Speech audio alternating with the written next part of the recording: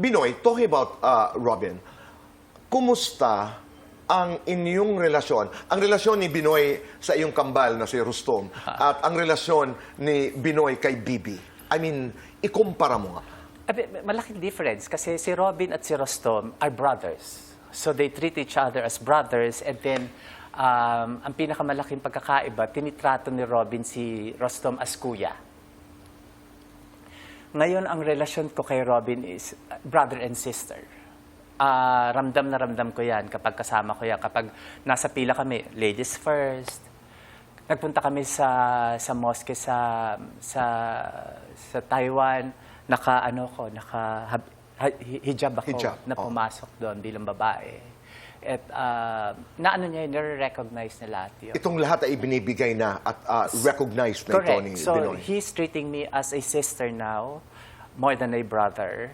And then also, dahil iba na yung personality, parang tinatrato niya ako mas batang kapatid. What was that process like? In the beginning, hindi ka agad naintindihan yan ni Robin. Ni Robin? Oo, di ba? Diba? There was a time ayaw niya ako makita. Right. Oo, ayaw niya ako Saan nag-pivot? Kay Mama. Oh, okay. Kay Mama. Mariel, kumusta kayo ni Mariel? Si Mariel is, I think, with all due respect sa mga naging karelasyon ni Robin, I think she is the best thing that ever happened to Robin as far as yung relationship is concerned. Very swak silang dalawa, and she's also very loving as far as She kay is. Ma'am. She is. And then, your brother, Royat, passed on. Was it last year? No, it's 4 years. 4 years ago. Pero hindi ka, nakauwi ka ba? Hindi, parang hindi ka na uwi. No. You know, in the pre-interview, I was told that you said in an article that he was the big brother you never met. Anong ibig sabihin nun? Because I was never close to him. Parang hindi ko siya nakilala bilang yung tao na hindi kuya, kundi yung tao. Kung anong klase siyang tao, at hindi kami nakapag-usap ng tungkol sa mga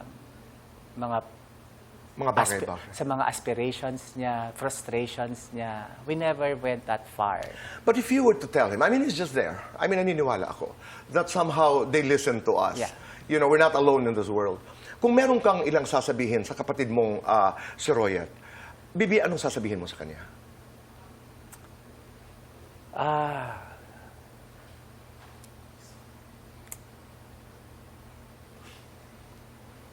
Naku, napakadami kasi. Kung gusto ko... What comes to mind?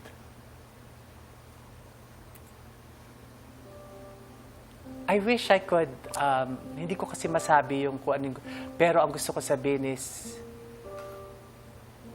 sana magkaroon tayo ng pagkakataon na pagkakwentuhan.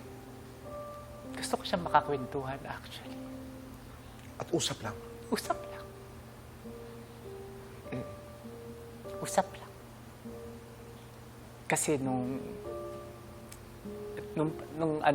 kasi yung pinakamasakit sa akin nangyari nung pandemic.